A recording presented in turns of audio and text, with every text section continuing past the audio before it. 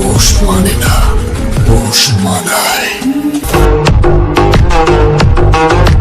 ঢাকাই সিনেমার শীর্ষ নায়ক সাকিব খানের নতুন সিনেমা তাণ্ডব নিয়ে ইতিমধ্যে শোরগোল ফেলে দিয়েছে সিনেমা প্রেমীদের মধ্যে। সিনেমাটি ঈদুল আজহায় মুক্তি পাবে বলে জানা গেছে। এই সিনেমার পরিচালক হিসেবে দায়িত্ব পালন করছেন তরুণ নির্মাতা রায়হান রাফি, যিনি সুড়ঙ্গ ও তুফান সিনেমার মতো সফল কাজের জন্য বেশ পরিচিত।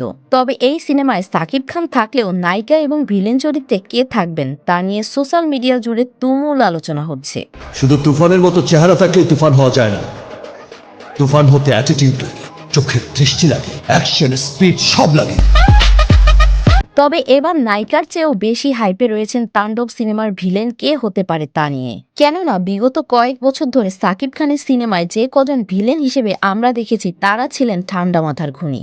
যেমন প্রিয়তমা শহীদুজ্জামান সেলিম, বরবাদের যিশু এবং তুফানের চঞ্চল চৌধুরীর মতো বাঘা বাঘা সব অভিনেতারা।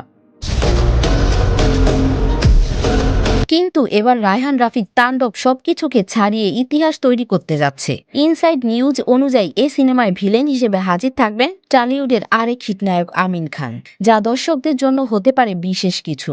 এছাড়াও সাকিবিয়ান থেকে শুরু করে আমজনতার একটাই চাওয়া আমিন খান যেন একটি বড় সড়ো কামব্যাক পায়, কারণ তার মধ্যে এখনো ওই পটেনশিয়ালটা আছে। তবে নায়কের চেয়ে ভিলেন হিসেবে দেখাটা সবচেয়ে বড় আগ্রহ দর্শকদের কাছে। আর দর্শকদের সেই প্রত্যাশা পূরণ হতে যাচ্ছে রায়হান রাফি পরিচালিত এবং মেগাস্টার সাকিব খানের বিগ বাজেটের সিনেমা তাণ্ডব দিয়ে। তবে যেন তেন ভিলেন হিসেবে নয়, আমিন খানকে দেখা যাবে একেবারে ভিন্ন রূপে।